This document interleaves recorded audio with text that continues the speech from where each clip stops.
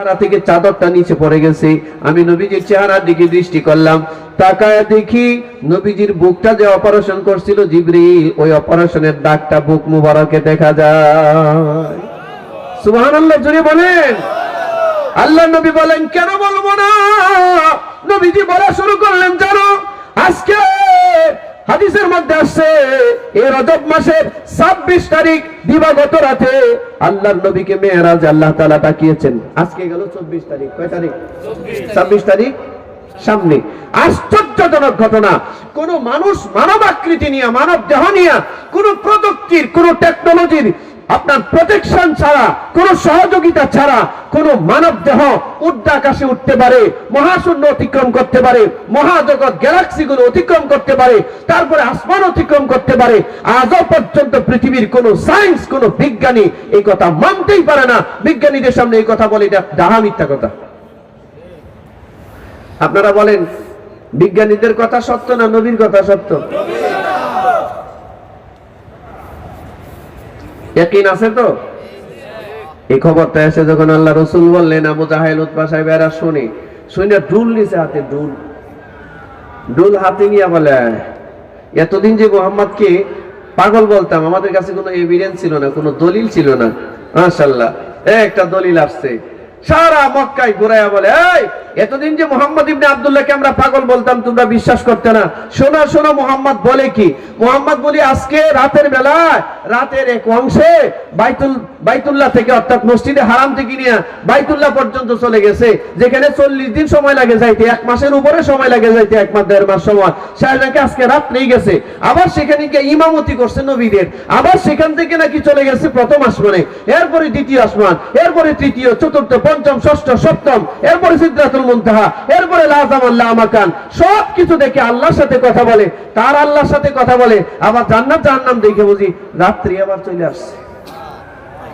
মক্কার মানুষ বলে যে এটা পুরাই পাগল।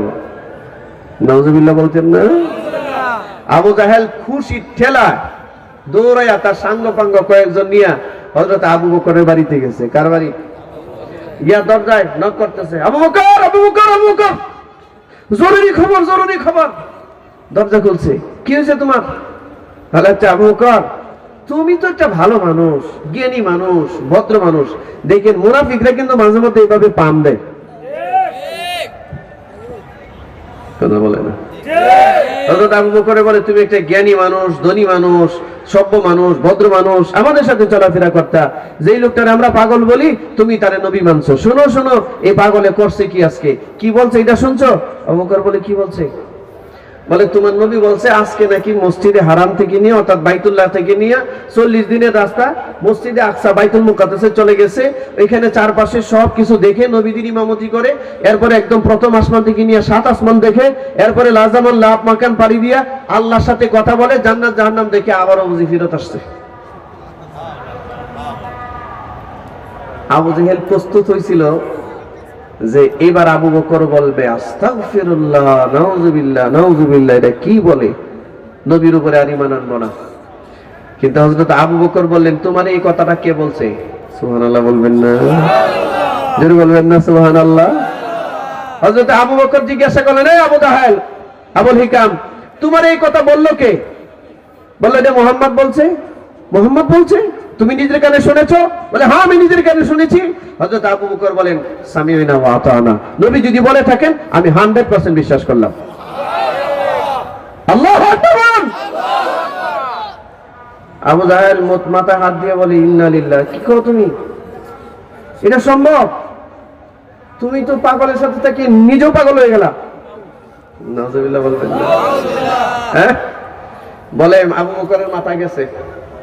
আমাদেরকে, আমরা যারা মাথায় পাগড়ি পরি, আমরা যারা টুপি পরি, আমরা যারা দ্বীনের পথে চলি, আমাদের দেশের কিছু মানে জেনারেল শিক্ষিত কিছু কীট পতঙ্গ আছে, এরা আমাদেরকে বলে আমরা নাকি কূপমণ্ডকতার শিকার, আমরা নাকি, আমাদের দেমাগ নাকি ধুলাই হয়ে গেছে, আমরা কিচ্ছু বুঝি না, সব বুঝে তারা। হ্যাঁ, হযরত আবু বকর এই কথাটা বলছে, আবু বকরের মাথা ধুলাই হয়ে গেছে। হে আবু বকর, এটা কি বললা তুমি? যেখানে 40 দিন সময় লাগে মসজিদে হারাম থেকে নিয়ে বাইতুল মুকাদ্দাসে যাইতে, তোমার নবী রাত্রির একটা অংশে গেল গা, তুমি এটা বিশ্বাস করলা? বিশ্বাস করছি। এরপরে আসমানে গেছে, তাও বিশ্বাস করলাম? হ্যাঁ, তাও বিশ্বাস করছি। হ্যাঁ মিয়া, আল্লাহ, আমি তো নবী মুহাম্মদ সাল্লাল্লাহু আলাইহি ওয়াসাল্লাম এর চেয়ে কোনো আজীব কথা বললেও সেটা বিশ্বাস করতাম।